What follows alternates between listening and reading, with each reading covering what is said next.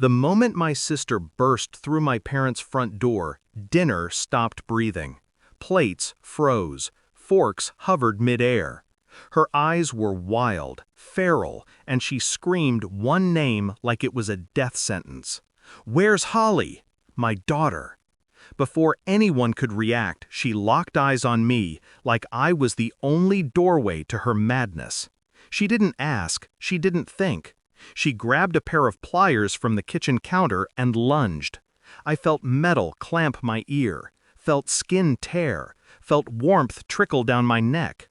And when I tried to push her away, my parents, my own parents, grabbed my arms and pinned them behind me. "Let her do what she wants," my mother hissed.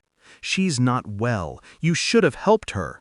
My father's kick landed on my ribs so hard the air left my lungs. "You deserve it." I wasn't their son in that moment. I was a target. My daughter, my brave 10-year-old, saw the blood and ran for the phone. "911, what's your emergency?"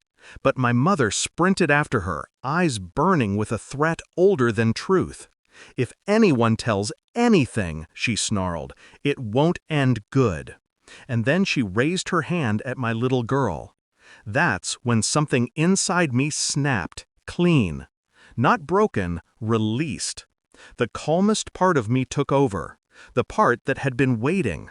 Because betrayal didn't start tonight. It started years ago. Back then, I used to think family was a sanctuary. My sister was the fragile one. My parents? The protectors. That's the story they fed me. That's the story I believed. I was the reliable one, the one who fixed things, drove them, paid for them, covered their messes. And every time I was exhausted, they called it duty. Every time I said no, they called it selfish. But I still stayed, until the cracks became patterns. The whispers when I entered the room, the sudden silences, the lost money that always traced back to my sister. And finally, the night I saw my daughter's piggy bank smashed open and my mother saying, "She'll earn more. Your sister needs help." That was the night I realized the truth. I wasn't part of a family. I was part of a system built on manipulation, guilt, and control. And they were willing to use anyone, my daughter included, to keep it running. So I stayed quiet. I watched. I planned. The discovery.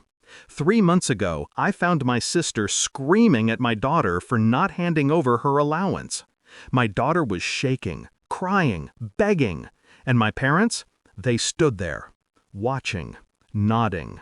That was the night I learned who my real enemy was. Not my sister, but the people who built her. That night I started collecting everything. Recordings, videos, bank statements, threatening messages, dates, times, years' worth of their cruelty. Every insult, every bruise they justified. Every time they told my daughter to respect adults, even when those adults were hurting her. I never confronted them. I let them believe I was still the quiet son, the obedient one, the predictable one. The plan. I reached out to people they never thought I'd involved. Lawyers, caseworkers, officers who don't ignore evidence when a child is involved. I built a file so thick it could break a wrist. But I didn't give it out yet. I waited for the perfect moment. And tonight, they handed it to me. The moment everything changed. When my mother raised her hand at my daughter, something cold settled over me. A clarity so sharp it hurt. I twisted my arms free, not wildly, but with precision. Years of swallowing rage guiding me. I shoved my sister back just enough for her to lose balance. The pliers clattered to the floor. I stepped between my mother and my daughter like a wall. And then I pulled my phone from my pocket. Screen already recording, sent live to the detective who told me, "If they ever escalate, if there's ever immediate danger, call me." Tonight was beyond danger. It was truth. My mother lunged for the phone. My father grabbed for my arm. My sister screamed like a banshee.